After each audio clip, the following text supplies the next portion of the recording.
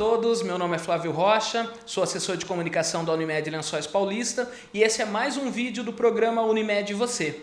E hoje eu tenho o prazer de falar com a doutora Tamara Miniello, ela que é médica pediatra, especialista em puericultura e constipação em crianças.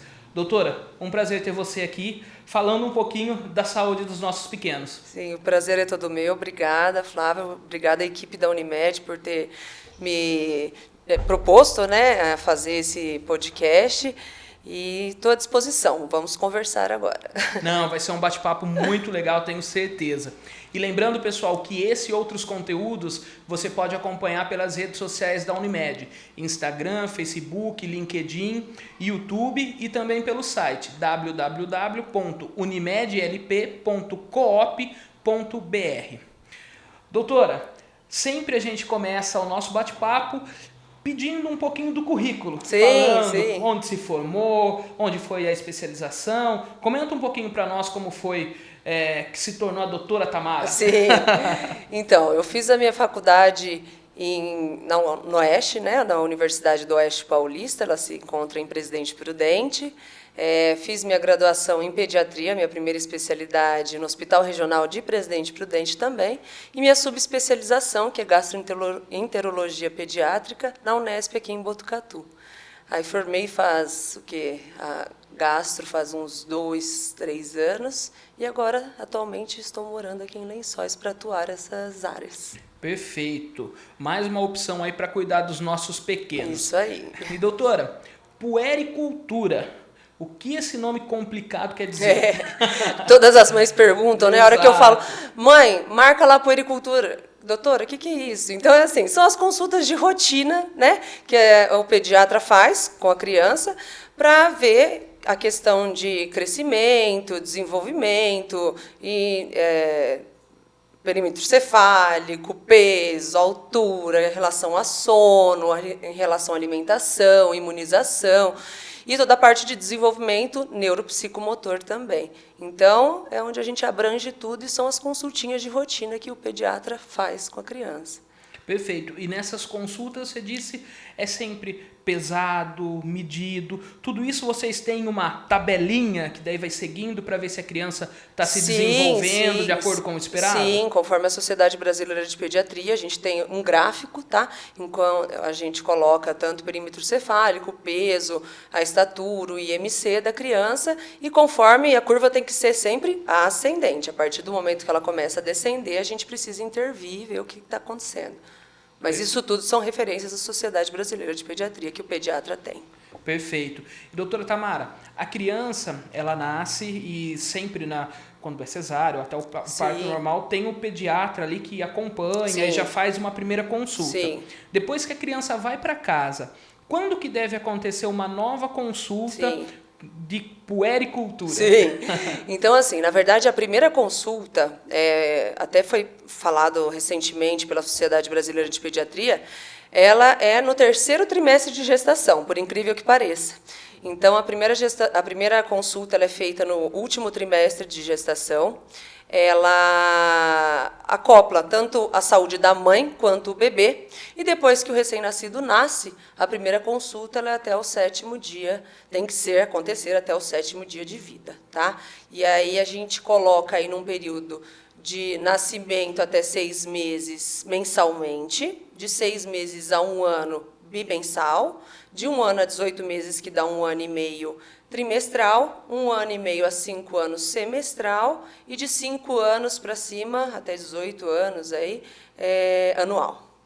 Então mesmo que a criança não tenha nenhuma doença, pelo menos uma vez ao ano, ela tem que, depois dos 5 anos, lógico, ela tem que estar procurando... Tem, com certeza, porque a criança ela vai se desenvolver, né? Então, a gente tem que ver essa parte da puberdade, os caracteres secundários, primários e tudo mais, então a gente tem que acompanhar também o crescimento e o peso dessa criança também.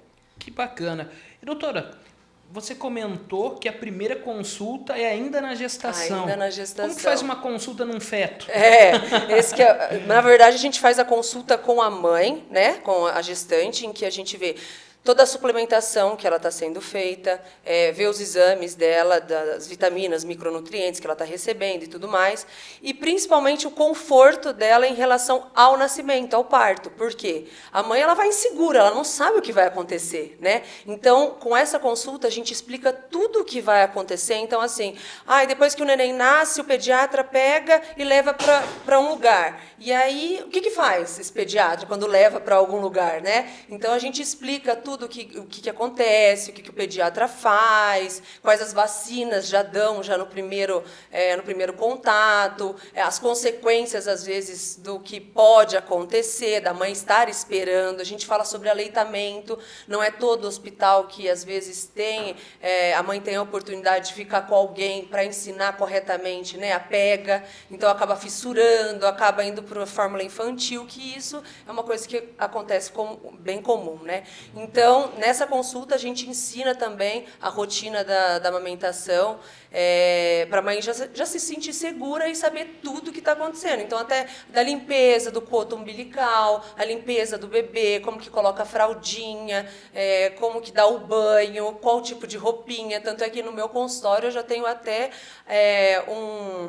uma folha escrito tudo que a mãe deve levar na maternidade, que isso é muito importante. Legal, que bacana. É bem legal essa consulta, porque a mãe vai mais confortável e mais segura sabendo o que está acontecendo. Porque imagina ela numa maca olhando para cima, meu Deus, e agora? O que eu vou fazer? Né? Então, a gente explica tudo, a gente explica a nota do pediatra, o que é o Apgar e tudo mais. Legal. Então, é bem legal essa consulta para deixar a mãe mais segura e já esperar o que pode acontecer e o que não pode também. E é muito bacana isso, porque vem de uma especialista, uma pessoa que estudou, que está falando com base em conhecimento científico, e não só no achômetro. Exatamente. Porque é aquilo, um familiar fala uma coisa, outro familiar fala outra coisa, e às vezes a mãe e o pai, principalmente em primeira viagem, fica muito nervoso, perdido. Exatamente. Exato. Então, assim, são poucas pessoas até que sabem que a primeira consulta tem que ser no 3º trimestre de gestação. Tanto é que agora eu comecei isso em Lençóis Paulista, uma coisa nova, que ninguém estava fazendo, pelo que eu saiba, e está sendo muito legal, está sendo um retorno bem legal e as mães estão se sentindo bem mais seguras. Ah, não, que bacana. Bem porque legal. assim, o momento do parto ali, os primeiros dias do filho é um momento único. Sim, exatamente. E são tantas emoções ali acontecendo que é muito importante você já não ter essa preocupação. Não, é isso, eu já estou treinado. É o que eu sempre falo, assim, Flávio. O pediatra ele não pode só tratar a criança, ele tem que tratar a família em si. E eu sempre falo que quando um bebê nasce uma mãe. Então, a mãe ela tem que ter uma estrutura muito boa, porque a mãe é a base de tudo. Se a mãe não tiver uma estrutura boa, a casa despenca, né? A pirâmide despenca. Então, além de tudo, você tem que acompanhar a mãe. Tanto é que a Sociedade Brasileira de Pediatria fala que é uma consulta aí por mês. O meu protocolo são 3 consultas no primeiro mês, porque eu só libero os pais e o bebê quando realmente eu vejo que a família está estável, tanto a união dos dois, que eu já vi até casal se separando por conta disso, os hormônios da mulher sobem e tudo mais, né, aumentam. Então, assim, a hora que eu vejo que está tudo estabilizado, tanto a mãe, que é a base de tudo, e, lógico, o bebê, né, com a amamentação, equiderícia e tudo mais, e os outros problemas. E eu acho que isso é muito importante, porque a gente tem muito caso de depressão pós-parto. Exatamente. Então, acho que se a mulher estiver segura, tiver esse apoio de um especialista, eu acho que a gente, pelo menos, reduz, né, essa possibilidade. O que eu sempre falo para as mamães, assim, de primeira viagem, que elas chegam muito ansiosas, né? Eu falo, vai na frente que eu estou atrás. Se você cair, eu te ajudo a levantar. Ah, que bacana.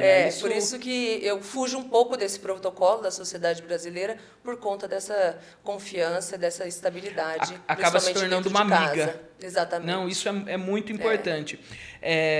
A senhora comentou, a senhora não, você comentou, doutora, sobre a amamentação, que pode ser um momento mágico, mas também pode ser um momento trágico para as mães. Quais as principais orientações para esse momento? Sim, na verdade, existe a pega correta, né? A mãe, na verdade, eu até esqueci de trazer, mas assim, a mãe tem que entender que nos primeiros dias, o bebê, ele vai ter, para você ter ideia, o estômagozinho dele é do tamanho de uma cereja. Então, é de torno de 3 a 5 ml no primeiro a terceiro dia de vida. Então, assim, super pequenininho. Então, a mãe vai pensar, eu não tenho leite, eu não consigo sustentar, nananana. Aí vai para a fórmula infantil. Mas, na verdade, o neném está super saciado, porque o estômago dele tem 5 ml. Então, o pouquinho do colostro já é o suficiente e a mãe tem que, né, às vezes é falta de informação, mas tem que entender isso, e isso é muito legal, saber que o estômagozinho é pequeno, ele vai mamar pouco, várias vezes no dia, mas que isso é o suficiente para ele. Que legal. E aquilo, isso sendo passado por uma médica. Sim. Isso é muito, muito bom. Sim. Eu confesso que não conhecia a puericultura, mas agora nesse nosso bate-papo estudei alguma coisa, né, para levantar essa pauta, mas nesse bate-papo a gente já aprendeu muita coisa, coisa muito importante. Exatamente. E aí veio o colostro, veio aquele leite um pouco mais clarinho, aí a mãe já acha, ai meu Deus, é puro água. Não, é rico em anticorpos, é um dos principais para o bebê, então, e principalmente o tamanho do estômago, que nem eu disse para você. E em relação à pega também, que é muito importante, deixa eu pegar aqui um exemplo, que eu trouxe aqui uma amiguinha, um recém-nascido um pouquinho maior, tá? Então, a pega é muito importante na hora da amamentação. Então, por exemplo, a criança, ela tem que pegar toda a areola da mãe, ela tem que abocanhar toda a areola da mãe. Se ela pegar só o bico, vai fissurar e vai ter dor, tá? Então, ela tem que pegar a maior quantidade de areola que ela conseguir ali de abocanhar. Sempre barriga com barriga, a posição do bebê com a mãe, tá? Ela não pode mostrar nenhum barulho de sucção. Não pode, ela não pode fazer esse barulho, tá? Na hora que ela estiver sugando. E sempre o rodízio da mama. Isso é muito importante. Por quê? Nós temos o leite anterior e o leite posterior. O leite anterior é um leite que ele é rico em anticorpos, né? Tanto é que ele é um leite um pouquinho mais claro. E tem o leite posterior, que é um leite um pouquinho mais, que ele até é esbranquiçado, amarelado, né? Então, a criança ela precisa consumir os dois tipos dos leites. Então, o rodízio da mama é muito importante. Então, o que eu sempre oriento a mãe? Oferecer sempre as duas mamas na mesma mamada. Por exemplo, eu comecei com a direita, fui para a esquerda. O bebê dormiu, volte sempre na última mama que o bebê mamou, porque ele precisa continuar a mamar o leite de trás, que é o leite que tem bastante gordura. E aí, com isso, ganha peso. Tem mães no consultório que chegam com o bebê perdendo peso, só o ajuste do rodízio da mama, o bebê já passa a ganhar muito peso e começa a descer bastante leite, porque o leite vai descer conforme a sucção do bebê. Se não tem sucção, não tem leite. Entendi. Né? E, doutora, já que a gente já ingressou nesse assunto aí de leite materno, de amamentação, que é extremamente importante... Sim. O intervalo das mamadas, Sim. Tem um tempo correto ou isso vai de cada criança? Não, tempo nenhum. Tanto é que a gente chama de aleitamento materno de livre demanda. Então, tem crianças que vão mamar de meia em meia hora, como tem crianças que vão mamar de 3 em 3 horas. Então, eu falo, recém-nascido, quem manda na casa é ele. Então, é ele que vai dormir o quanto ele quer, ele vai mamar o quanto ele quer e vai fazer a diurese, né, a evacuação, e é isso a vida do recém-nascido. Não tem um tempo correto de amamentação. É livre demanda. É a hora que o bebê chorou, a hora que ele quer, ele que vai mandar. E isso é importante, né? Porque às vezes as mães têm experiência, não, porque o meu sobrinho mamava de uma em uma hora. Sim. E agora ele não tá, o meu filho não mama no tempo que eu espero, tá mamando de 3 em 3 horas. E cria uma preocupação. Esse negócio de comparação é muito grande na pediatria. Eu falo que até na sala de espera é uma preocupação, que é onde que troca aí todas as informações. Exato. O meu é assim, mas é o que eu falo, o filho é único, né? A criança é única. E a mãe também é única. Sim. Então, a gente não pode comparar com outras crianças. O filho é teu, é único, então atenda ao que o pediatra fala, as condutas corretamente, que tudo vai dar certo. Perfeito. E isso que é importante, né? Eu repito, eu gosto sempre de frisar nesses nossos programas a importância da informação de uma fonte correta. Exatamente. Então, não confiar nas correntes de WhatsApp, não confiar no Facebook, no Instagram, e procurar uma fonte de informação correta com especialistas que se debruçaram sobre um assunto para te explicar, para te ensinar. Doutora, já que a gente está falando de amamentação, quando é o momento da criança parar de mamar para ficar só com outros alimentos? Sim. Na verdade, como que acontece essa transição? Sim. Na verdade, isso não existe. A mãe ela pode amamentar o quanto ela quiser. A Sociedade Brasileira de Pediatria ela fala que o aleitamento materno exclusivo é até os 6 meses, que é quando a gente inicia as papas, né? Mas que pode aí até os 2 anos continuar esse aleitamento. Mas se a mãe quiser amamentar por mais tempo, fique à vontade. O leite materno vai ser bom em qualquer idade, tá? As papas, né, que é a introdução alimentar, a gente inicia aos 6 meses, mas não adianta só a criança ter a idade, a criança tem que ter os sinais de prontidão junto, tá?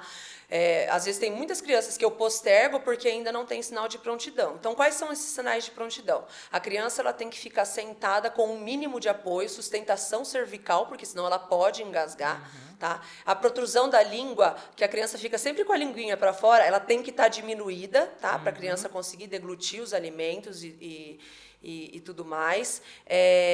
A posição cervical, que nem eu falei, ela sentir interesse pelo que a família está comendo, por exemplo, até a mãe fala, ai, doutora, ela está morrendo de vontade, posso dar? Não, não pode, espera aí. Então, isso é um sinal, é um sinal de prontidão, ela sentir interesse, pegar também, por exemplo, uma frutinha e colocar na boca. Então, esses são alguns sinais de prontidão que a gente tem que ter associado com a idade para a gente liberar a introdução alimentar.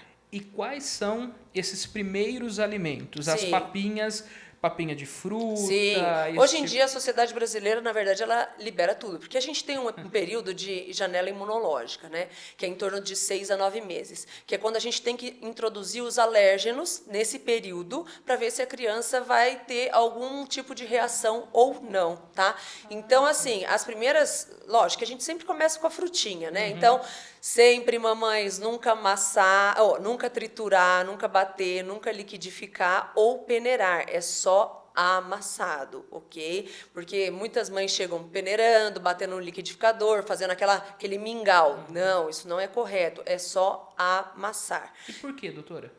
Não é correto. Por conta das fibras, de você quebrar as fibras e quebrar todos os nutrientes. E a criança, ela precisa aprender a mastigar. Se você dá um mingauzão para ela, ela vai colocar isso daí como um líquido e não vai ter, né, o fato dela mastigar, o treinamento dela. Entendi. Que isso vai acontecendo a cada mês, a gente vai aumentando a consistência da comida, do alimento da criança, para cada vez mais ela forçar essa mastigação e ela aprender a mastigar, tá? Perfeito. Então, os alimentos que a gente começa a usar aí são as frutinhas, todas as frutas, tá? Não tem restrição de fruta nenhuma. Eu sempre falo que não pode ter sal, açúcar e mel.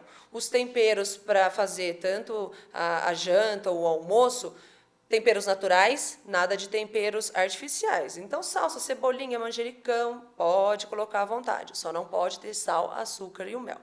Então, uma frutinha no período da manhã, depois a gente aumenta para um período da tarde, mais uma frutinha, vem com o almoço e depois com a janta. Então, o almoço vai ter o quê? Leguminosas, que vai ser o quê? O feijão, pode ser lentilha, a gente vem com os legumes e verduras, a gente vem com os cereais, proteínas, pode já iniciar assim, mamães, carne de frango, de boi, de peixe, o ovo. Então, essa janela imunológica que eu falo de 6 a 9 meses é a hora da gente iniciar os principais alimentos alergênicos. Perfeito. E tudo isso, como você disse, é importante para saber se a criança vai ter uma alergia ou não, para daí retirar esse alimento da dieta. Por isso que eu falo também para elas que quando é o dia, por exemplo, de um tipo de alimento, é aquele dia inteiro aquele tipo de alimento, porque senão pode ter, para a gente saber, né, a reação alérgica que vai ter. Por exemplo, o kiwi e a banana são alimentos extremamente alergênicos e ninguém sabe. Então, quando eu falo, quando for dar a fruta, dá a fruta um dia só. Às vezes a criança, ela consumiu fruta até os 3 meses de idade. E aí o sistema imunológico dela baixa e um dia que ela vai comer a banana, ela tem a urticária e tem a reação.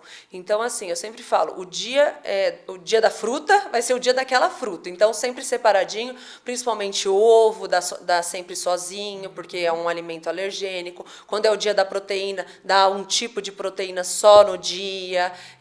E assim vai. Então, sempre isoladamente a gente colocar esses alimentos para ver, agora nessa janela imunológica, para ver o que pode causar, né?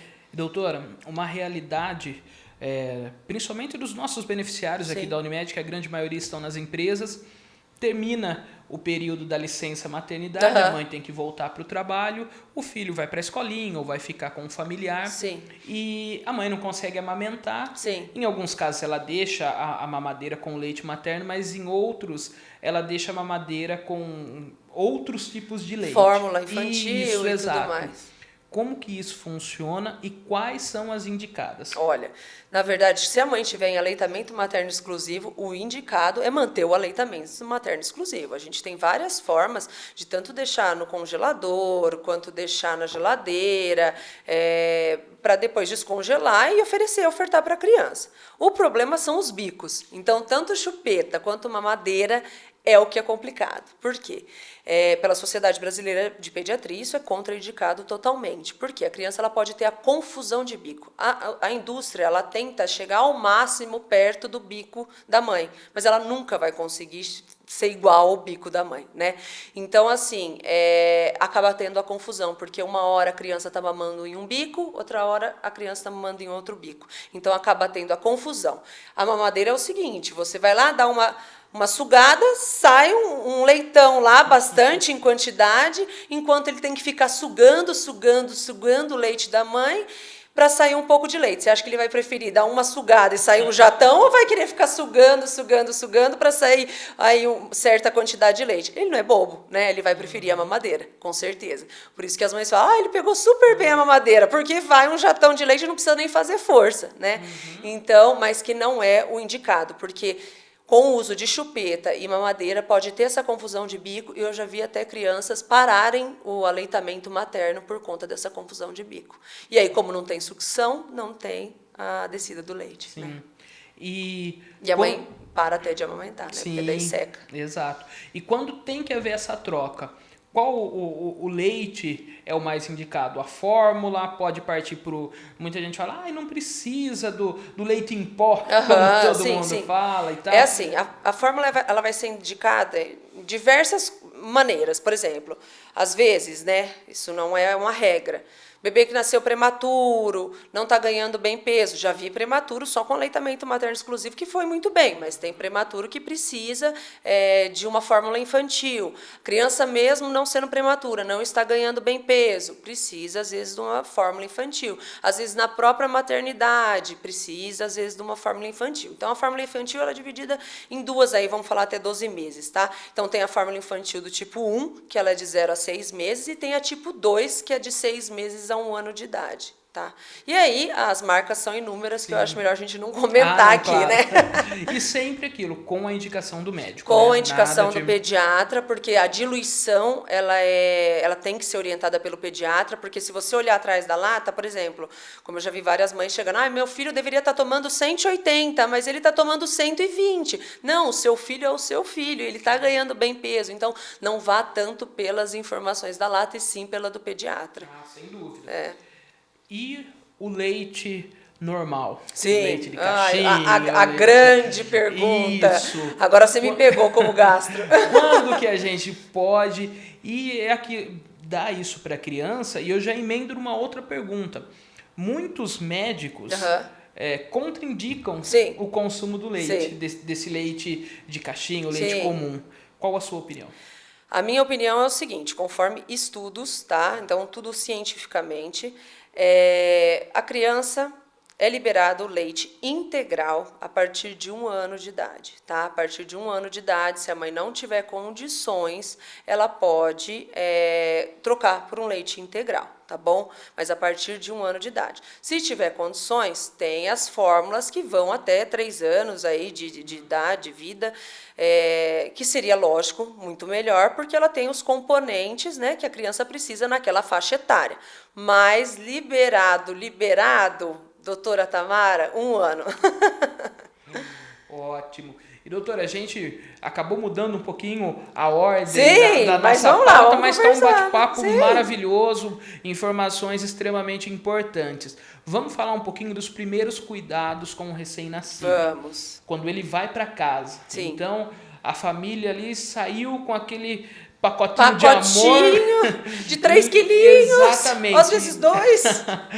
Lindo, maravilhoso. Sim. Só que chegou na casa. Então tem inúmeros Sim. cuidados. Quais os principais que você Tá. elenca? Então nós vamos falar primeiro do coto umbilical. Eu acho que é um dos mais importantes, tá? Então nós temos aqui a nossa participante com o coto umbilical. Isso daqui é um clamp que eles colocam, né, para dividir com a placenta e tudo mais e poder cortar. E eu coloquei aqui só um grampinho só para simular, tá bom, gente? Então, assim, quando o bebê ele acabou de nascer, aí nos primeiros dias, esse coto ele é gelatinoso. Você vê que ele é meio esbranquiçado, tá? Então, o que eu sempre oriento? Pegar uma gaze, de preferência estéril, álcool 70 líquido, tá? E passar em toda essa área do coto umbilical. Vamos ver se assim dá para ver melhor. Então, você vai erguer esse coto umbilical, sempre higienizando as mãos antes, lógico, e você vai passar com o álcool 70, limpando todo esse comprimento do coto umbilical, certo? Isso com álcool 70 líquido, não em gel. Depois de passar algum tempo, esse coto ele vai ficar necrosado, vai ficar pretinho, tá? E aí é a hora que a gente tem que prestar mais atenção na borda, nessa bordinha aqui do umbigo, nesse cotinho aqui embaixo. Então, com um cotonete, colocar novamente o álcool 70 líquido, você vai passar em toda essa bordinha, pode levantar, não machuca, tá? Às vezes pode sangrar um pouquinho, que não pode sangrar em grande quantidade, mas um pouquinho pode sangrar, e você vai passar em toda essa bordinha aqui, o álcool 70. Isso toda vez que for trocar a fralda do bebê, tá? A partir do momento que escapou um pouquinho de álcool para a pele, vai lá e limpa com outro cotonete limpo para não irritar a pele do bebê, tá? Isso é muito importante porque existe uma infecção de umbigo, né? Porque o umbigo está ligado com os órgãos internos. Se esse umbigo infeccionar, a criança corre um grande risco, ela precisa ser internada na hora, né? Que é o que a gente chama de onfalite. Então, precisa ter esses cuidados de higienização corretamente, tá bom? Para não entrar uma bactériazinha aí danada e causar uma internação por conta disso. E doutora, todo esse cuidado com o umbigo, super importante, mas tem um momento que o umbigo cai, né? Sim, Aquela partezinha sim, externa. sim. Quanto tempo normalmente isso demora? Em torno de 5 a 15 dias é o normal, mas a gente consegue estender aí até um pouquinho mais. Mas se a criança passar aí do tempo de recém-nascido, que é 28 dias, e não tiver caído ainda esse coto, a gente precisa investigar algumas doenças, principalmente o hipotireoidismo, que é uma das causas. Ah, importante. Doutora, tem muito ainda sobre o umbigo, tem muita lenda, Sim. de colocar moeda, de tudo fazer mais. isso, aquilo. Sim. Por favor, a palavra do especialista. Sim. A hérnia umbilical, quando ela é pequena, ela pode se fechar até 1 ano de idade, que é o que a gente chama de hérnia fisiológica, certo? Então, assim, não vai adiantar colocar moeda, não vai adiantar colocar o esparadrapo, não vai adiantar colocar a gaze, nada que feche isso daí, porque isso vai acontecer normalmente. A partir do momento que ela for grande, aí a gente precisa avaliar, lógico que o pediatra vai avaliar e tudo mais, e vai encaminhar para um cirurgião pediátrico. Mas até então, quando ela é pequena, ela retorna, até 1 ano de vida, ela retorna. Fiquem tranquilos. Perfeito. Doutora, outra situação que acontece muito com o recém-nascido, ali a criança nos primeiros meses, Sim. é a tiriça. Sim. Ou o amarelão. O famoso amarelão. Isso, exatamente. Fala um pouquinho para nós o que é essa doença e se toda criança realmente passa por esse problema ou não. Não, não é toda criança que passa por esse problema. Esse é um assunto muito importante, até que nós estamos no mês do alerta amarelo, até na carteirinha tem o alerta amarelo, que eu vou comentar sobre o que é. Então, assim, a icterícia ela é dividida entre patológica e a funcional, e a fisiológica, perdão. Então, a patológica é aquela que a criança já nasce com a icterícia. Então, antes de 24 horas de vida, ela já está amarela. Opa, peraí, a gente precisa investigar. A icterícia fisiológica é depois das 24 horas de vida e até o 14º dia de vida aí, no máximo, tá? Agora, tudo vai depender das zonas, porque a gente tem zonas da icterícia para a gente dosar ela no sangue, tá? Então, eu sempre falo, então, a zona que vai até a cabeça e o pescoço, que vai até a região do umbigo, até o joelho, tornozelo e mãos e pés. Então, eu sempre falo, passou do 14º dia, a criança ainda está ictérica para baixo do umbigo, dose. Dose a bilirrubina total e frações. Por quê? Porque, na maioria das vezes, falando agora do alerta amarelo, a gente tem uma doença que se chama colestase neonatal. O que é isso? É quando a bile diminui o fluxo ou a ausência desse fluxo da bile para o intestino por conta ou de doenças dentro do fígado, intrahepática, ou por obstrução extrahepática, tá? Que é o que a gente chama de atresia de vias biliares, tá? Então, uma doença de fígado e atresias biliares. Então, a gente precisa investigar isso porque que é o aumento da bilirrubina direta, porque a gente tem a indireta e a direta. Quando a gente tem esse aumento da bilirrubina direta e realmente a gente faz o diagnóstico, além disso, a gente tem que ver as fezes do bebê, que é quando a gente chama de hipocolia ou acolia fecal, quando as fezes estão esbranquiçadas, tá? Ou o xixi de bebê não mancha a fralda. A partir do momento que o xixi do bebê já virou aí, manchando a fralda, virando aí uma cor de Coca-Cola, a gente tem que investigar. Pode ser tanto uma infecção de urina, como se já tiver com essa tríade de icterícia, uma colia ou hipocolia fecal, e essa parte da colúria, que é o que a gente chama da urina mais escura, a gente tem que dosar. Por quê? Com a gente fechando esse diagnóstico e for atresia de vias biliares, é cirúrgico. E o prognóstico, ele é muito, ele é bom até os 60 dias de vida. Então, se a cirurgia for feita até os 60 dias de vida, tem um bom prognóstico a cirurgia. Mas se ela não for, às vezes a criança até evolui para um transplante hepático. Então, assim, é o que eu peço, pelo amor de Deus, como gastroenterologista, passou do 14º dia, lógico, se antes precisar colher antes, lógico, coletar, mas preferência, passou do 14º dia, do umbigo para baixo, vamos dizer assim coloquialmente, colham. Podem não saber se é nível, às vezes, bilirrubina indireta de fototerapia, ou se é uma colestase neonatal, procure um pediatra ou um gastroenterologista para a gente fechar esse diagnóstico, porque isso é muito importante. E é isso que é o alerta amarelo, então deixo o alerta aí para todas as mães. Aí que ótimo, uma informação importantíssima para o cuidado dos nossos pequenos. Exato. Doutora, outra parte do corpo da criança que requer bastante cuidado é a moleira. Sim. A moleira, que todo mundo fala Sim. e tal.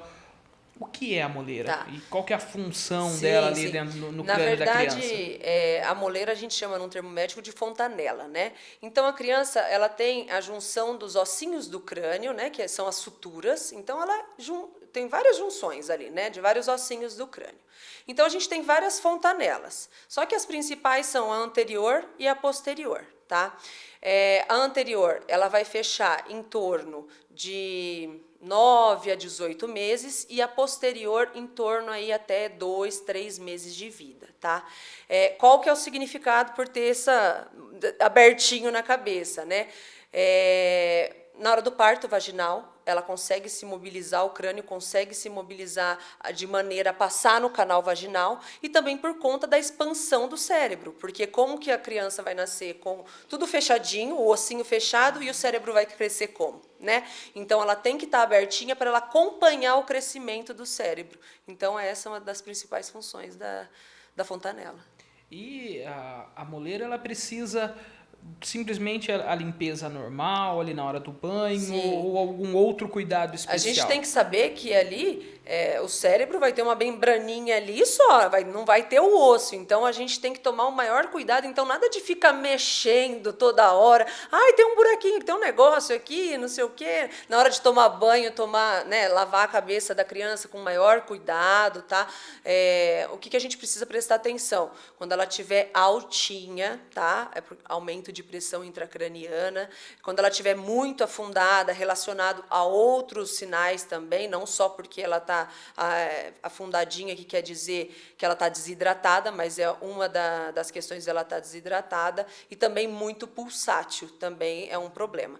Mas, assim, nada de ficar mexendo e cutucando nessa fontanela. Deixa ela aí quietinha, que o pediatra sabe como que lidar com esse tipo de situação. Perfeito. E se tiver algum desses sintomas, Sim, corre para o médico. Corre para o médico, perfeito. Perfeito. Doutora, sono dos pequenos, principalmente dos recém-nascidos, Sim. tem um tempo médio, ou isso, claro, vai variar de criança para criança, Sim. mas tem ali, não, ó, no mínimo é esse o tempo de sono. Pela sociedade brasileira, a gente fala que o tempo do recém-nascido aí de dormir é em torno de 16 a 20 horas, tá? Dorme bastante, que é o que eu falo, deixa em paz, né? Então, é assim, alguns autores até chamam de quarto trimestre de gestação ou esterogestação.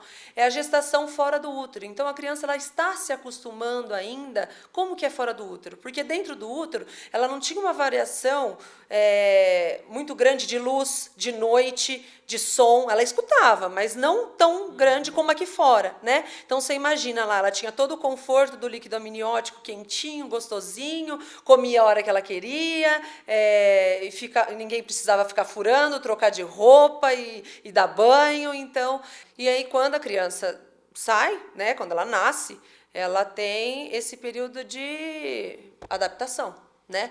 Então, assim, não adianta que nem as avós falam, desculpa as avós aí, mas os tios, vizinhos e tudo mais falam, não, abre a cortina para saber que é dia, fecha a cortina para saber que é noite. Não, não é a fase disso, porque é um período de adaptação, como eu disse, é um período que é considerado até o quarto trimestre e chamado de esterogestação, que são os primeiros 100 dias depois que o bebê nasce, tá? Então, assim, deixa o recém-nascido tranquilinho, deixa ele dormir o tanto que ele quiser, ele mamar o quanto ele quiser, que tá tudo certo. Doutora, eu vou agora um testemunho. Sim. O meu primeiro filho, aconteceu isso depois dos 4, 5 meses. Ele dormia durante o dia, estava na faculdade Sim. ainda, eu chegava da faculdade 11, meia-noite. Aí abriu o olhão, pá! E queria brincar. E assim queria mesmo. atenção. E daí os avós, ele trocou o dia Pela pela noite. noite. Isso realmente pode acontecer? Super acontece, é o que a gente mais vê, por conta do que exatamente eu te falei.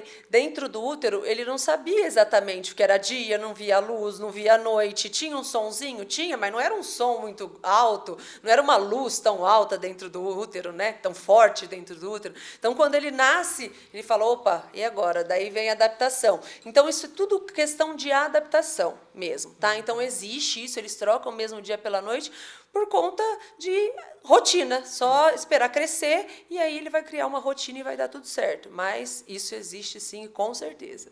Alguma dica para o bebê dormir melhor? Olha, para os recém-nascidos, não, tá? Não tem como eu falei, quem manda na casa é o recém-nascido. Mas em crianças maiores, tem uma dica sim, eu sempre oriento as mães em relação à higiene do sono. Então, o que é isso, a higiene do sono? Por exemplo, a criança ela vai dormir 1 hora, vamos supor, 7 horas da noite. 1 hora antes, ela tem que estar com ausência de telas, seja celular, televisão, tablets. Ela tem que estar com o mínimo de som possível, ou seja, aqueles brinquedos que são muito sonoros e que tem muita luz, então retirar isso dela. Nada de conversas muito altas perto da criança e tudo mais. E aí levá-la para dentro do quarto, tá? E a melhor coisa, um livrinho para contar a história, porque não tem luz, não tem som, a mãe vai dar o conforto para a criança e contar aí uma historinha para ela e aos poucos a criança vai acalmando e aí ela vai dormir. Então isso se chama higiene do sono e toda mãe deve fazer. Porque não adianta, imagine você colocar uma criança 10 minutos antes de dormir, ela está com um brinquedo lá, tudo, né, pulando na cama elástica, um brinquedo super de luz e tudo, e aí você quer que a criança põe na cama e vai lá e dorme. Não, né? Aí nem a gente funciona assim. Na verdade, até essas dicas de reduzir telas uma hora antes, até para os adultos, não é mesmo? Até pros são adultos. Indicações. Exatamente. Não, perfeito. Doutor, agora a gente passa para outro problema muito comum nos recém-nascidos, pelo menos a gente acha que é comum. As cólicas. Sim. Cólica em recém-nascido, é fato ou mito? Fato, total fato. Na verdade, nós temos isso daí já cientificamente colocado no Roma 4. O que é isso, esse Roma 4? Vários médicos se juntaram e eles, através de sintomas, fecharam diagnósticos funcionais de crianças, tá? Então, tinha o 2, o 3, o 4, ele foi lançado aí em 1999. E hoje nós estamos na atualização do 4º, então é o Roma 4. A partir daí, a gente se baseia no diagnóstico, através dos critérios. Então, assim, aquela criança que está super irritada, que está chorando inconsoladamente, lógico, sem nenhum fator causador disso, né? Que eu falo que é a regra dos 3. Então, a criança pode ter cólica 3 vezes ou mais na semana e ela pode chorar até 3 horas. E ela não pode ter o failure to thrive. O que é isso? Ela não pode ter alteração tanto do crescimento, do peso e do desenvolvimento. Então, uma coisa fisiológica que não tem que alterar essas coisas, entendeu? Então, são crianças que vão chorar bastante, principalmente no finalzinho da tarde até a madrugada, até 3 horas, mais 3 vezes na semana ou mais, e sem alteração, principalmente de peso, desenvolvimento e estatura. Perfeito. E quando isso acontece é terrível. Terrível. Principalmente para os pais. Eu tiro comigo o meu primeiro filho. A gente ficava desesperado, porque é um choro constante. E você desesperador. Exatamente, desesperador. Você fica de mãos atadas, você não sabe o que fazer. Exato, você não pode dar medicamento. Sim. Em algumas vezes a gente trouxe para o CMU. Vamos levar para o médico, tá doente, tá com alguma coisa. Tem algum procedimento que a gente consegue amenizar esse sofrimento dos pequenos? Exatamente, como eu falo, se for realmente fisiológico, se o médico realmente constatar que é fisiológico, porque existe, se o bebê me chora o dia inteiro, irritado o dia inteiro, aí, opa, peraí, tá fugindo de um padrão fisiológico, a gente tem que investigar, que pode ser até uma alergia alimentar, tá? Mas, por exemplo, caiu no padrão fisiológico mesmo da criança, tal, o que a gente pode fazer? Como eu te disse, ela está numa esterogestação, então tudo que a gente fizer para se parecer que ela está dentro do útero é ótimo. Então, o que eu sempre falo para os pacientes? Banho de ofurô, naquele desespero da madrugada. Então, compra um ofurôzinho. Se não tiver condições de comprar ofurô, pega um baldezinho, esteriliza o balde, coloca uma fraldinha, uma aguinha morna, segura o bebê aqui através das axilas, abaixa um pouquinho a luz e vai balançando conforme a mãe estivesse andando e ela estivesse dentro do líquido amniótico. E vai balançando bastante a criança. Isso é uma coisa que tem resolvido bastante. Outra massagem da bicicletinha. Nunca as 2 pernas junto para aumentar a pressão do estômago e aí regurgitar. E nunca fazer isso também depois de mamar, tá? Que senão vai ter uma regurgitação aí. Então, sempre fazendo a bicicletinha, fazendo a massagem no sentido horário para eliminar os gases. Gosto da posição do antebraço, colocar o bebê de barriguinha para baixo com o antebraço. Gosto muito da amamentação porque ela, além de ser nutritiva, ela é afetiva. Então, o bebê no peito da mãe, além de tudo, ele pode estar nutrindo, mas ele está afeto. Por que a gente coloca a chupeta quando a criança está gritando e ela fica calma? Porque é o fato de ter a sucção. Então, só colocar no peito e a criança vai acalmar. O que eu gosto também, pele a pele. Então, deixar a mãe despida, né, na parte de cima, a criança também só de fralda, coloca uma cobertinha e colocar os 2 juntos, porque essa ligação é fora de série. E a gente existe, hoje em dia, na verdade, eu não vou falar de medicamento, mas existe um único probiótico que é reconhecido cientificamente, que trata a cólica do recém-nascido, quando ela é fisiológica. Doutora, falamos bastante sobre os primeiros cuidados com o recém-nascido, os principais problemas, dicas valiosíssimas. Essa dica da cólica, meu Deus, como eu queria ter ouvido isso há 15 anos atrás. Mas ótimo. Agora a gente vai falar de um outro assunto que também é muito importante, que é a constipação. E que eu amo. Essa constipação nos pequenos. Sim. realmente é fato que recém-nascido sofre com constipação? O recém-nascido, não, tá? Se ele tiver o período de constipação, que é o intestino preso, ou seja, aquelas fezes endurecidas, a gente tem que investigar. Não é normal um recém-nascido ter fezes endurecidas, tá? As fezes do bebê, ele vai evacuar tanto depois que mama, pastosinho, como às vezes, se tiver só em aleitamento materno exclusivo, fica até 7 dias, 5, 7 dias sem evacuar, se o bebê estiver bem. Mas nunca fezes endurecidas. Isso precisa ser investigado. Então, na maioria das vezes, a gente tem que dividir a constipação entre duas abas. Então, é a constipação orgânica e a constipação funcional. A orgânica, principalmente em crianças menores de 1 ano de idade, a gente precisa investigar porque não é para acontecer, certo? Existe a pseudoconstipação, que é quando a criança começa a comer, às vezes prende um pouquinho o intestino e tal, mas só com a alimentação a gente já consegue resolver, dar uma mãozinha, dar uma fibra, né, um pouquinho de água e tal, e a gente consegue resolver com a alimentação, e isso passa. Isso daí chama-se pseudoconstipação, não é uma constipação verdadeira. Mas a partir do momento que um recém-nascido tem esse quadro, com certeza isso precisa ser investigado, principalmente uma doença que se chama doença de Hirschsprung, né, que precisa ser investigado totalmente. Aí a gente tem a funcional, que aí depois do treinamento esfincteriano anal, né, que é isso? É a retirada da fralda, que às vezes, na maioria das vezes, as crianças elas começam com a constipação, que daí a gente considera funcional. Então, de novo, com os critérios de Roma 4, então, como que a gente fecha o que é uma constipação? Então, tem que ter 2 ou mais critérios. Do que? A criança, ela evacuar 2 vezes ou menos na semana, tá? Pelo menos tendo um desenvolvimento de uma criança de 4 anos. Ela ter pelo menos um episódio de incontinência fecal, ou seja, borrar um pouquinho a calcinha ou a cueca de fezes, tá? Fezes dolorosas, fissuras, que chegar até sangrar de tanta dor, fezes grossas no reto, que chega a causar, lógico, bastante dor, que não sejam explicados por uma outra doença, porque, né, por isso que é funcional, porque não é explicado por uma outra doença. Então, desses 2 critérios ou mais, é considerado uma constipação intestinal pelos critérios de Roma. Assim a gente fecha o que é a definição. E essa situação da constipação, assim como as doenças respiratórias, que na sua grande maioria, conforme a criança vai crescendo um pouco mais, vai melhorando por conta de inúmeros fatores. Na constipação, isso também pode acontecer? Então vai depender muito, se ela for orgânica ou se ela for funcional. Se ela for orgânica e tiver uma causa, aí a gente precisa tratar essa causa para resolver. Se ela for funcional, a gente tem uma tríade que eu falo para o tratamento da funcional. Então, o treinamento esfincteriano anal, ou seja, a retirada das fraldas, então se a criança já passou por isso, ótimo. A alimentação, então aumento da ingesta de fibras, tá?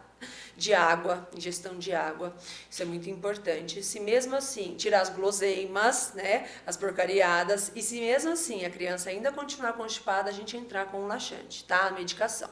Então é assim, não é qualquer laxante que eu vou entrar para a criança, isso não existe, vou entrar com qualquer um e pronto, acabou. Não, cada caso, cada história merece um tipo de laxante. Então a gente tem os estimulantes, os osmóticos, os emolientes, então cada tipo de história, de anamnese que o paciente trouxe para mim, é um tipo de laxante que vai ser inserido no tratamento dele. Não é qualquer laxante que você pode colocar num tratamento de uma constipação, tá? Perfeito. E a constipação, se não tratada, pode evoluir para uma doença tão séria, que você já disse algumas, que pode levar a criança a óbito? Com certeza, pode, principalmente se ela for orgânica, né? Ou se ela for funcional e formou aquele bolo fecal endurecido, aquele fecaloma, que eu já vi até crianças que precisaram ir para o centro cirúrgico para retirar as fezes, porque não conseguia retirar através da via retal. Então, assim, pode acontecer sim, principalmente se for orgânico e as doenças não forem tratadas. E doutora, a prevenção da constipação, sim, é possível? Se for possível, sim, como? Ela é possível através da alimentação, igual eu disse agora, a criança tem que ter uma boa alimentação, aumento da ingestão de fibras, de água. Eu sempre falo assim, na verdade isso é científico, o nosso intestino é o nosso segundo cérebro, tá? Então, eu sempre explico para as mães, a gente tem um fiozinho transparente entre o cérebro e o intestino. Quando a gente era jovem e, por exemplo, a gente ia ver a primeira namorada lá, o que acontecia? A gente ficava ansioso e aí parecia que tinha borboleta na barriga, ou às vezes alguém tem diarreia, ou quando a criança é constipada, já tem o intestino preso e fica sem evacuar em 5 dias, como que ela fica? Extremamente irritada, mexe no psico dela. Então, se isso não estiver bem, isso não vai estar bem. Se isso não estiver bem, isso não vai estar bem. Então, a criança, nessa pandemia, eu tenho recebido muita criança com constipação. Por quê? O que aconteceu? As crianças ficaram presas dentro de casa, não fizeram atividades físicas, ficaram só em telas, comendo baboseira, né, um monte de porcariada, de guloseimas, e aconteceu o quê? Constipação por conta desse todo esse transtorno, né? Agora a gente está voltando e aos poucos a gente vai melhorar isso daí. Mas em relação ao psico estando ok, alimentação, aumento de fibras, água, exercício físico, isso tudo a gente consegue resolver. Não resolver a constipação, mas consegue prevenir. Mas quando ela tem que acontecer e o psico está afetado, principalmente, é o que a gente chama de funcional, não estou dizendo que é psicológico, é diferente. A criança ela tem a doença, só que tem essa ligação sempre do intestino com o sistema nervoso central, que é o que a gente chama de eixo intestino-cérebro. Olha só que interessante, que informação super relevante. E doutor, uma pergunta que surgiu agora. Tá. Pode acontecer de ter que haver um tratamento com você e com um profissional de psicologia? Com certeza. Todas as minhas pacientes que têm constipação, elas vão para um tratamento psicológico. Todas. Porque isso ajuda bastante, que nem eu expliquei. Esse eixo intestino-cérebro é espetacular e ele afeta bastante a criança. Então, a maioria das vezes, o que afeta mais a criança? A quebra de rotina. Então, assim, criança mudou de escola, o que eu já peguei, né? Criança que mudou de escola, criança que mudou de endereço, separação dos pais. Então, um evento crítico faz com que isso aconteça e a criança evolua com um evento funcional. Como não só a constipação, vômitos funcionais, náusea funcional, síndrome do intestino irritável. Então, várias outras coisas que a criança pode evoluir por conta desse eixo intestino-cérebro. Isso é muito importante. Por isso que é muito importante a gente cuidar do nosso intestino. Sim. Segundo o cérebro, isso é cientificamente comprovado. Não, bacana. E ainda falando do nosso segundo cérebro, as fezes, né? Perfeito. Daí, a função do intestino, elas podem revelar muito sobre o nosso corpo. Sim. Fala um pouco para nós, trouxe até um material para ilustrar. Super legal. Comenta um pouquinho para nós o que os pais devem ficar atento nas fezes, tanto dos recém-nascidos e das crianças como um todo. Então, assim, dos recém-nascidos, o que eu sempre oriento as mães, abriu a fralda, o que não pode ter de cor? Branco, vermelho ou preto, se não estiver tomando sulfato ferroso. São as 3 cores que não podem ter na fralda de um bebê, principalmente de um recém-nascido ou um lactente jovem. Na verdade, de todo mundo, tá? Isso não pode acontecer. Agora, o bebê que já começou a introdução alimentar, toma suco de uva 3 dias seguidos, aí a fezes vai ficar um pouquinho enegrecida, né? E não quer dizer que é patológico. Mas eu falo assim, de recém-nascido, sempre nada de branco, vermelho ou preto, tá? Em relação a esse material, para crianças um pouquinho maiores. Então, a gente tem aqui essa escala de Bristol, que eu uso bastante no meu consultório, porque as mães chegam e você pergunta, como que está seu hábito intestinal, como está o hábito intestinal do seu filho? Está normal. E o que é normal para a mãe? Né? A gente precisa aprender o que é o normal, né? Então, por isso que eu trouxe isso daqui, para a gente ver a classificação da consistência das fezes, e o que é normal e o que não é normal para uma criança um pouquinho maior, tá? Perfeito. Então, a gente tem o Bristol 1, então são bolinhas, né? Como se eu falo que são bolinhas de cabritinho, né? Aquelas bem durinhas. Então, a criança não pode evacuar assim. Aqui a gente vê até um cocô chorando, bem grosso, cheio de fissuras que chegam a entupir até o vaso sanitário. Isso daí também não é legal. A gente vê o 3, que é um pouquinho mais fininho, mas tem as fissuras e ele é endurecido, bem durinho, tá? Então, de 1 a 3, a gente já considera aí como uma constipação intestinal, tá bom? Quando a gente chega aqui no 4, a gente vê um cocôzinho feliz, né? Acho que vocês estão vendo aqui, que eu sempre falo, vai parecer uma salsichinha ou um pepininho, tá? Então, a criança vai evacuar, não vai evacuar em pedaços, ela vai evacuar um pouquinho mais fino e sem esforço. esforço, um pouquinho de esforço sempre vai ter, mas sem muito esforço e indolor, que é o principal, né? E a partir dos 5, 6, 7, a gente já vê uma cara aí molengona, ou seja, umas fezes aí já amolecidas, ou seja, já despedaçadas, e aqui chegando até ficar líquida, que é uma diarreia, tá? Então, isso daqui também não pode, e isso daqui também não pode. Então, sempre nesse cocôzinho aqui, dá pra gente tirar um feliz. Tá bom? Então, sempre vejam as fezes dos seus filhos. Muitas mães que eu consulto, às vezes falam, doutora, chega a perguntar para o filho. Não, é a mãe ou o pai que tem que ver, não é a criança. Doutor, filho, como que é a sua fezes? É despedaçada? É como que é? Não, é a mãe que tem que ver. Então, vocês têm que ver as fezes dos seus filhos, porque isso é muito importante, que isso pode fechar muito o diagnóstico. Doutora, então sempre que o cocô da criança estiver fora da posição 4 ali, tiver 1, 2 e 3, ou 5, 6 e 7, o ideal, ajuda médica. Sim, com certeza, atrás de um pediatra ou de um gastroenterologista infantil, que vai saber exatamente, avaliando toda essa parte, lembra, psico e o jeito que a criança... Porque, por exemplo, por que eu digo isso? Existem vários tipos de constipação. E a constipação que a gente, na maioria das vezes, vê é a retentora. Então, o que é? A criança é aquela criança que retém, é aquela criança que fica embaixo da mesa, que cruza as perninhas, que evacua até na calcinha, ou que tem medo do banheiro. Então, esses são chamados de constipadores retentores. Então, a gente usa um tipo de laxante para esse tipo. Não adianta eu usar, por exemplo, um osmótico, que ele não vai fazer efeito na criança. A gente tem que usar um estimulante que é para o intestino aumentar o peristaltismo e ela conseguir fazer, mesmo ela não querendo, entendeu? Então, assim, por isso que eu falo, depende muito da história, a gente tem que usar o laxante correto. Então, não adianta só dar qualquer laxante achando que vai resolver, porque não vai. Cada história e cada criança é única e precisa de um laxante único também. Perfeito. E, doutora, além da constipação e da diarreia, o cocô da criança pode revelar outras doenças? Sim, com certeza. Se ela estiver constipada, assim, desde pequenininho, se tiver sangue, uma alergia alimentar, uma enterocolite necrotizante, se tiver constipado, doença de Hirschsprung, mais para frente, uma criança maior, uma parasitose, uma constipação intestinal, uma diarreia que a gente precisa investigar por conta dessa diarreia, uma doença celíaca, então são uma intolerância à lactose também, intolerâncias alimentares, então tudo a gente tem que avaliar, porque cada tipo... E, lógico, vai depender da anamnese e da história do paciente, a gente vai fechar um diagnóstico associado a exames complementares. Perfeito.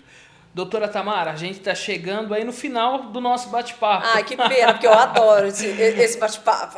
Passou aí super rápido, informações assim extremamente importantes, Falo que foi muito didático, sim, muito leve, muito sim, tranquilo. Eu tenho certeza que as mamães, os papais, principalmente os de primeira viagem, vão ficar muito felizes com esse conteúdo, porque sim, realmente foi muito bacana. E, doutora, eu deixo agora o microfone aberto, se faltou alguma pergunta, sim, ou algum ponto que você queira estar ressaltando, o microfone é da doutora Tamara. Muito obrigada. Então, eu gostaria de agradecer, novamente ao Flávio, ao pessoal da Unimed, por ter me chamado para fazer esse podcast, assuntos que eu adoro, que é a puericultura, amo recém-nascidos e gastroenterologia, então nem se fala, né? Lógico que faltou muita coisa, a gente falou assim, muito por cima, as coisas, mas eu acho que foram sinais de alerta que a gente trouxe aqui, que foram extremamente importantes, que se você vê algum sinal de alerta, corre para um consultório, no caso pode ser o meu, tá bom? Gostaria que vocês me seguissem, eu tenho uma rede social em que eu coloco também várias informações super importantes, tem conteúdos super importantes também, tanto para mamães de recém-nascido, mamães de crianças maiores, chama-se @eueminhaped, que é de eu e minha pediatra, tá?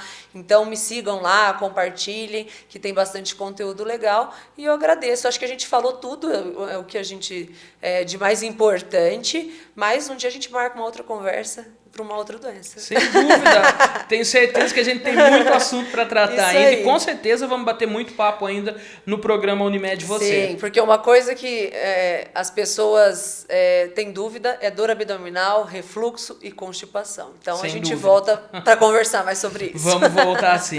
Obrigada, Flávio. Obrigado você, doutora. Pessoal, esse foi mais um programa Unimed Você. Hoje nós conversamos com a doutora Tamara, ela que é pediatra, falou muito sobre os primeiros cuidados com o recém-nascido, falou também sobre constipação nas crianças, informações importantíssimas. Agradeço o apoio de todo mundo e lembrando, redes sociais da Unimed Lençóis Paulista, Facebook, Instagram, LinkedIn e, claro, o nosso site www.unimedlp.coop.br. Espero vocês no nosso próximo vídeo.